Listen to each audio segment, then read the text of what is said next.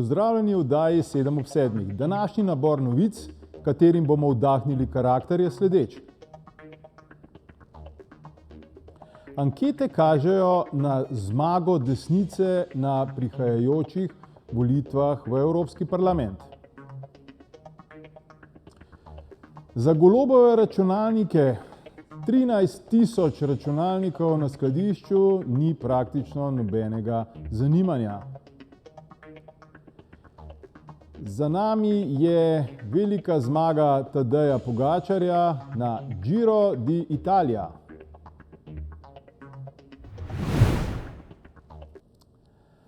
Lepo pozdravljeni, moje ime je Edvard Kadič, vi pa spremljate oddajo 7 ob 7, kjer novicam vdahnemo karakter.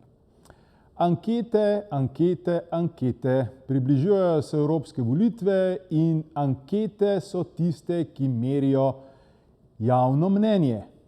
Vendar pa ni nujno, da ga samo merijo. Kaj pa, če ga ustvarjajo? A veste, zakaj rečemo, da ankete tudi ustvarjajo javno mnenje? Zato, ker je človek v bistvu bitje množice, ali drugače povedano, če ne ve, kam naj teče, potem gleda, kam tečejo vsi ostali in se jim pridruži, ker je nevarno biti sam, kaj šele teči proti množici. Iz tega ven sledi, da v bistvu karkoli nam že anketarji predstavijo, če dodajo še veliko številk, decimalk, odstotkov in tako naprej, deluje strašno sofisticirano in vse skupaj deluje strašno resnično. Kaj so v bistvu zadnje ankete, ki jih je izvedla Mediana za Pop TV, pokazale? Da večina volilnega telesa nekako podpira desni politični pol, da bo recimo na evropskih volitvah lista SDS pobrala 4 sedeže, po 2 sedeža lista Svobode in po enega potem SD, Vesna in Nova Slovenija.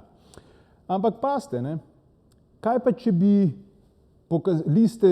če bi pokazale ankete, da Pirati recimo pobirajo 7 glasov in 1 glas Svoboda in 1 glas mogoče SD, se vam zdi to nemogoče? Mogoče je, mogoče pa tudi ni.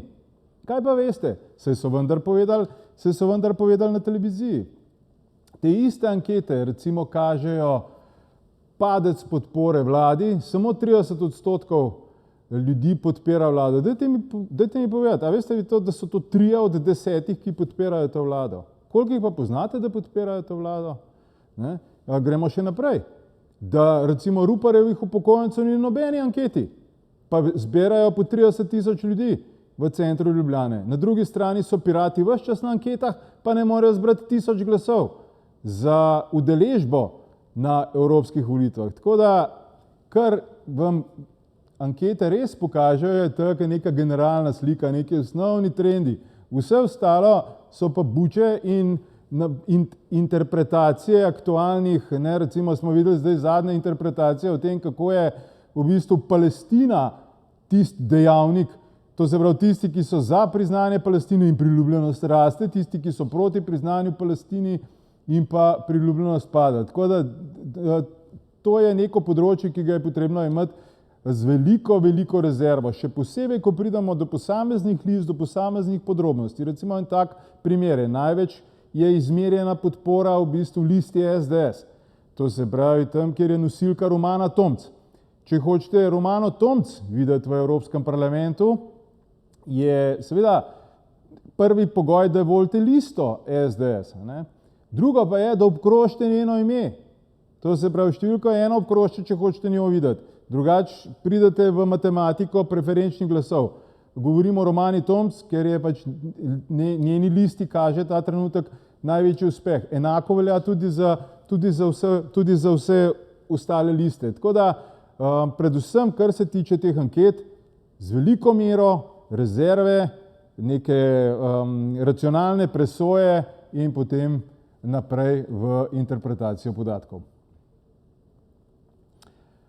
Govorim o Golobovih 13.000 računalnikih in ne o računalnikih Stojmenove Duh, preprosto zato, ker je Golob njen šef.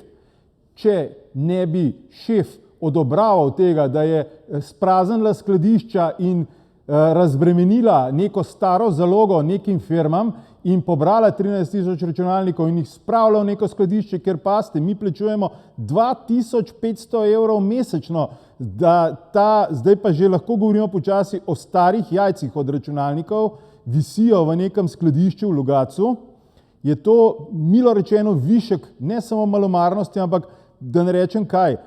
In to, da jo Golob še vedno podpira kot ministrico, govori mogoče celo več o Golobu kot o sami Stojmenovi duh. To, da so pripravili nek razpis, kako bi ljudje drli v to, da bi dobili v najem, seveda te brezplačne računalnike, vam govori to, da se je prijavili za 10.000 računalnikov. Veste, koliko ljudi? Ne 100.000, tudi 50.000 ne, tudi 15.000, še 10.000 ne. 907 ljudi se je prijavilo. 900 ljudi se je prijavilo za 10.000 računalnikov, da bi jih imeli doma. Da ne govorim o tem, da te računalniki nimajo programske opreme in da ne govorim o tem, da morate da ne rečem kaj, doseči po nekih kriterijih, da sploh pridete do teh računalnikov. Veste kaj? Dokler časa podpiramo takšne ministre in takšno delovanje, preprosto boljš biti ne more. Za nami je velika tekma, kolesarska tekma po Italiji, znameniti Giro d'Italia, in Tadej Pogačar je pokazal na tej tekmi, da je ne za eno ali pa 2 mesti boljši od ostalih, ampak za cel razred boljši od ostalih. Tako da, Tadej Pogačar, mi smo s tabo, presrečni smo, da je tudi Slovenija udeležena v tej zgodbi in zagotovo govorim v imenu celotne Slovenije, da ti želimo še več takšnih uspehov in mi smo s tabo, Tadej. To je bilo za danes vse v današnji oddaji 7 ob 7. Spremljajte nas tudi jutri ob 19. uri na TV3. Lepo pozdravljeni.